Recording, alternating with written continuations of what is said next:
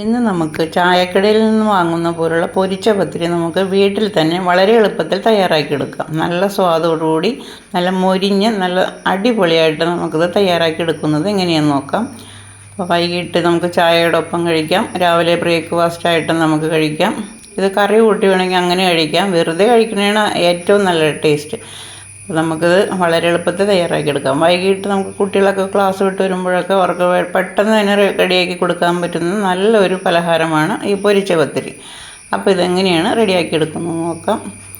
ഞാനിവിടെ 1 ഗ്ലാസ് അരിപ്പൊടിക്കാണ് ഞാൻ പൊരിച്ച പത്തിരി ഉണ്ടാക്കുന്നത്. അപ്പോൾ അതിന് വേണ്ടി സ്റ്റവ് കത്തിച്ച് ഒരു പാൻ അടുപ്പിൽ വെച്ച് 1 ഗ്ലാസ് വെള്ളം ഒഴിച്ച് കൊടുത്തിട്ടുണ്ട്. അതിലേക്ക് 1 ടേബിൾ സ്പൂൺ നെയ്യ് ചേർത്ത് കൊടുക്കുക. 1 ഗ്ലാസ് അരിപ്പൊടിക്ക് വേണ്ടി 1/2 ടേബിൾ സ്പൂൺ ഉപ്പും കൂടി ചേർത്ത് ഒന്ന് തിളച്ച് വരട്ടെ. ഒന്ന് തിളച്ച് വരുമ്പോഴേക്കും അതിലേക്ക് നമുക്ക് 1 ടീസ്പൂൺ പഞ്ചസാരയും കൂടി ചേർത്ത് കൊടുക്കണം. അപ്പോഴാണ് ഈ നമ്മുടെ പൊരിച്ച പത്തിരിക്ക് നല്ല ടേസ്റ്റ് ഉണ്ടാവുക. 1 ടേബിൾ സ്പൂൺ പഞ്ചസാരയും കൂടി ചേർത്ത് നന്നായിട്ടൊന്ന് മിക്സ് ചെയ്ത ശേഷം സ്റ്റൗ സിമ്മിലാക്കുക. എന്നിട്ട് നമുക്ക് 1 ഗ്ലാസ് അരിപ്പൊടി ചേർത്ത് കൊടുക്കാം. അരിപ്പൊടി ചേർത്ത് കട്ട കെട്ടാതെ പെട്ടെന്ന് തന്നെ മിക്സ് ചെയ്തെടുക്കുക. നമ്മൾ ഇടിയപ്പത്തിനൊക്കെ മാവ് കുഴക്കുന്ന പോലെ നന്നായിട്ടൊന്ന് മിക്സ് ചെയ്ത് എടുക്കുക. സ്റ്റവ് എപ്പോഴും സിമ്മിലാക്കുക. ഞാനിത് വീട്ടിൽ അരി പൊടിപ്പിച്ച പൊടി തന്നെയാണ് ഞാൻ എടുക്കുന്നത്, ഇടിയപ്പത്തിൻ്റെ പൊടി. അപ്പോൾ ഓരോ അരിപ്പൊടിയുടെയും വ്യത്യാസത്തിലാണ് നമ്മുടെ വെള്ളം ചേർക്കേണ്ടത്. ഞാനിത് 1 ഗ്ലാസ് എനിക്ക് 1 ഗ്ലാസ് ഇത് കറക്റ്റാണ്. അപ്പോൾ അതൊക്കെ നോക്കിയിട്ട് ഇതേപോലെ മിക്സ് ചെയ്തെടുക്കുക. ഇനി നമുക്ക് സ്റ്റവ് ഓഫ് ചെയ്യാം. സ്റ്റവ് ഓഫ് ചെയ്തിട്ട് ഒരു 2 മിനിറ്റ് ഒന്ന് അടച്ച് വെക്കുക. ഇനി ആ സമയം കൊണ്ട് നമുക്ക് മിക്സിയുടെ ചെറിയ ജാറിൽ ഒരു 3 ടേബിൾ സ്പൂൺ തേങ്ങ ഇട്ട് കൊടുക്കുക. അതിലേക്ക് ഒരു 2-3 അല്ലി ഉള്ളി ചേർത്ത് കൊടുക്കുക. കുറച്ച് ജീരകം, നല്ല ജീരകം ചേർത്ത് ഒന്ന് ക്രഷ് ചെയ്തെടുക്കുക. ഇതേപോലെ ചതച്ചെടുക്കുക, അരഞ്ഞു പോകരുത്.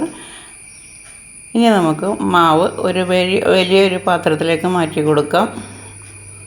ഇപ്പോൾ ചൂടോടെ തന്നെ ഇത് കുഴക്കാൻ ശ്രദ്ധിക്കുക, അപ്പോഴേ നല്ല സോഫ്റ്റായിട്ട് വരുള്ളൂ. അതിലേക്ക് നമുക്ക് ഈ ഉള്ളിയും തേങ്ങയും കൂടി ചതച്ച് വെച്ചേക്കണ ചേർത്ത് കൊടുക്കാം. അതിലേക്ക് 1/2 ടേബിൾ സ്പൂൺ കരിഞ്ജീരകം ചേർത്ത് കൊടുക്കാം. ഇനി ഞാൻ ചേർക്കുന്നത് 2 ടേബിൾ സ്പൂൺ റവയും കൂടി ചേർത്ത് നന്നായിട്ടൊന്ന് മിക്സ് ചെയ്യുക. നന്നായിട്ട് കുഴച്ചെടുക്കുക. ചെറിയ ചൂടോടുകൂടി തന്നെ കുഴക്കണം, എന്നാലാണ് ഇതിന് നല്ല പദം വരണം. നല്ല കുഴച്ച് നല്ല സോഫ്റ്റ് ആവണം. ഇതേപോലെ നന്നായിട്ട് കുഴച്ച് വെക്കുക. അപ്പോൾ നമ്മൾ റവയും കൂടി ചേർക്കണ കാരണം നമ്മൾ ഇത് ഫ്രൈ ചെയ്തെടുക്കുമ്പോൾ നല്ല പുറം ഭാഗം നല്ല ക്രിസ്പി ആയിട്ടിരിക്കും. അപ്പോൾ റവയില്ലെങ്കിൽ മൈദ ചേർത്ത് കൊടുത്താലും മതി. ഇനി നമുക്കിത് ബോളായിട്ടും ഒരു 5 മിനിറ്റ് ഒന്ന് മാറ്റി വെക്കുക. അപ്പോൾ ഒന്നും കൂടി ഡ്രൈ ആയിട്ട് വരും. അപ്പോൾ റവയൊക്കെ ചേർത്തുകൊണ്ട് ഒരു 5 മിനിറ്റ് ഒന്ന് മാറ്റി വെച്ചതിന് ശേഷം നമുക്കിതിന് പരത്തിയെടുക്കാം. അങ്ങനെ കുഴച്ചെടുത്ത മാവ് 2 ബോളുകളായിട്ട് ഞാൻ മാറ്റിയിട്ടുണ്ട്. അതിൽ പകുതി എടുത്ത് നമുക്ക് ഇതേപോലെ തന്നെ നല്ല കട്ടിയിലാണ് ഇത് പരത്തേണ്ടത്. അപ്പോൾ ഇത്തിരി മൈദയോ അരിപ്പൊടി എന്തെങ്കിലും ഒന്ന് തൂക്കി കൊടുത്തിട്ട് ഇതേപോലെ ഒന്ന് പരത്തിയെടുക്കുക. ഇത്തിരി കനത്തിലാണ് പരത്തേണ്ടത്. എന്നിട്ട് ഒരു പ്ലേറ്റിൻ്റെ മൂടി വെച്ചോ ഇതേപോലെ ബൗൾ വെച്ചോ എന്തെങ്കിലും ഇങ്ങനെ മുറിച്ചെടുക്കുക. അല്ലെങ്കിൽ ഗ്ലാസ് ഉണ്ടെങ്കിൽ നല്ല ഗ്ലാസ് ഉണ്ടെങ്കിൽ ഗ്ലാസ് കൊണ്ട് ഇങ്ങനെ കമത്തി അങ്ങനെ മുറിച്ചെടുക്കുക. ഇതേപോലെ ഞാൻ മുറിച്ചെടുക്കുന്നുണ്ട്. ഇതേപോലെ നമുക്ക് എല്ലാം തയ്യാറാക്കിയെടുക്കാം. വളരെ പെട്ടെന്ന് തന്നെ ഉണ്ടാക്കിയെടുക്കാനും പറ്റും. നമ്മൾ റവയൊക്കെ ചേർത്തേക്കണമുണ്ട്. ഇത് വറുത്ത് കഴിയുമ്പോൾ നല്ല മൊരിഞ്ഞ് നല്ല ക്രിസ്പി ആയിട്ടിരിക്കും ഇതിൻ്റെ പുറം ഭാഗമൊക്കെ.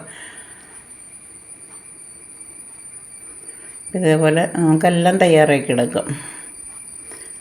ഇപ്പോൾ 2 ബോളായിട്ടാണ് ഞാൻ മാറ്റി വെച്ചത്. അപ്പോൾ ഒരെണ്ണം നമ്മൾ പരത്തിയെടുത്ത് ഇനി അടുത്തതും കൂടി പരത്തി കഴിയുമ്പോൾ നമുക്ക് നമ്മുടെ ആവശ്യത്തിന് ഉണ്ടാവും. ഒരു ഗ്ലാസ് പൊടിയാണെങ്കിലും ഒരു 8-10 പത്തിരി നമുക്ക് കിട്ടും അതിനകത്ത് നിന്ന്.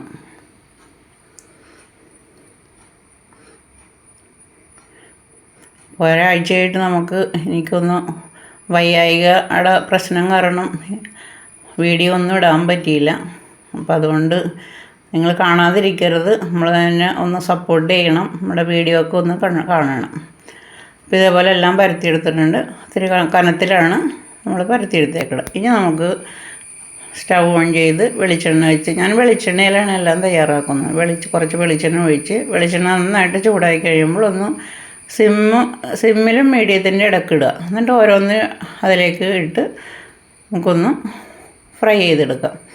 തീ കൂട്ടിയിടണ്ട, തീ കൂട്ടിയിട്ടാൽ പെട്ടെന്ന് ഇത് കരിഞ്ഞു പോകും. അപ്പോൾ നമ്മുടെ ഉള്ളു വേവില്ല. അപ്പോൾ ഒന്ന് ആകുമ്പോഴത്തേനും നമ്മുടെ ഈ പത്തിരി നന്നായിട്ട് പൊങ്ങി വരും. അപ്പോൾ ഇതേപോലെ ഒരു ചെറിയ ഗോൾഡൻ കളറാകുമ്പോൾ നമുക്ക് വറുത്ത് മാറ്റാം. ഇനി അവിടെ ഇരുന്ന് തന്നെ ഒന്നും കൂടി കളർ വെക്കും അതിന്. അപ്പോൾ അങ്ങനെ നമുക്ക് ഓരോന്നോരോന്ന് ചെയ്തെടുക്കാനേ ഉള്ളൂ. അപ്പോൾ നമുക്ക് കുട്ടികളൊക്കെ വൈകുന്നേരം വിട്ട് വരുമ്പോൾ നമുക്ക് പെട്ടെന്ന് തന്നെ റെഡിയാക്കി എടുക്കാൻ പറ്റും. ഒരു അരമണിക്കൂർ പോലും വേണ്ടെന്നാണ് എനിക്ക് തോന്നണം. അത്രയും പെട്ടെന്ന് തന്നെ തയ്യാറാക്കി എടുക്കാൻ പറ്റും. ഇത് ചിക്കൻ കറിയുടെ കൂടെയൊക്കെ കഴിക്കാൻ നല്ലതായിരിക്കും. പക്ഷേ ഞാനെപ്പോഴും വൈകുന്നേരം ഉണ്ടാക്കുമ്പോൾ വെറുതെ ചായയുടെ ഒപ്പം ഇത് കഴിക്കണം. അങ്ങനെ കഴിക്കാനാണ് എനിക്ക് ഭയങ്കര ഇഷ്ടം. അപ്പോൾ നല്ല ടേസ്റ്റല്ലേ. അങ്ങനെ നമ്മൾ നല്ല മൊരിഞ്ഞ പത്തിരി നമുക്ക് പെട്ടെന്ന് തന്നെ റെഡിയാക്കി എടുക്കാം. അപ്പോൾ എല്ലാവരും ഒന്ന് ചെയ്ത് നോക്കുക. ഒരാഴ്ചയായി ഞാൻ വീഡിയോ ഇട്ടിട്ട് കുറച്ച് ഹോസ്പിറ്റൽ പ്രശ്നമൊക്കെ വന്നുകൊണ്ട് ഇടാൻ പറ്റിയില്ല. എന്നാലും നിങ്ങൾ എന്നെ സപ്പോർട്ട് ചെയ്യുമെന്നുള്ള വിശ്വാസത്തിലാണ് ഞാൻ പിന്നെയും തുടർന്ന് ഇടുന്നത്. എല്ലാവരും ഒന്ന് സപ്പോർട്ട് ചെയ്തേക്കണം, വീഡിയോ ഒക്കെ ഒന്ന് കണ്ടേക്കണം. നല്ല കോമളച്ച് വന്നിട്ടുണ്ട്. ഇനി കുറച്ച് ഇരുന്ന് കഴിയുമ്പോഴത്തേക്കും ആ കോമള ഒന്ന് ഒട്ടും. പക്ഷേ നമുക്ക് നല്ല അടിപൊളിയായിട്ടുള്ള പത്തിരി കിട്ടുകയും ചെയ്യും. അപ്പോൾ ഇത് വേറെ അരിപ്പൊടി കൊണ്ട് മാത്രമാണ് നമ്മളിത് തയ്യാറാക്കണം. അധികം ഇൻഗ്രീഡിയൻസ് ഒന്നും തന്നെ നമുക്ക് ഇതിനകത്തൊന്നും ആവശ്യവുമില്ല. അപ്പോൾ നമ്മൾ പെട്ടെന്ന് തന്നെ ഉണ്ടാക്കിയെടുക്കാൻ പറ്റും. കുട്ടികൾക്കൊക്കെ ഉണ്ടാക്കി കൊടുക്കുക. നിങ്ങളൊന്ന് ഒരു പ്രാവശ്യം ഉണ്ടാക്കി നോക്കുക. വെറുതെ ചായക്കടയിൽ നിന്ന് മേടിക്കണ ഇതുകൊണ്ട് നമുക്ക് നമ്മുടെ വീട്ടിൽ തന്നെ ഇത് ചെയ്യാൻ പറ്റുമല്ലോ. ഒരു ഗ്ലാസ് അരിപ്പൊടി കൊണ്ട് 9 എണ്ണം എനിക്ക് തയ്യാറാക്കി എടുത്തിട്ടുണ്ട്. ഇത്രേ ഉള്ളൂ പണി. വളരെ ഈസിയാണിത്.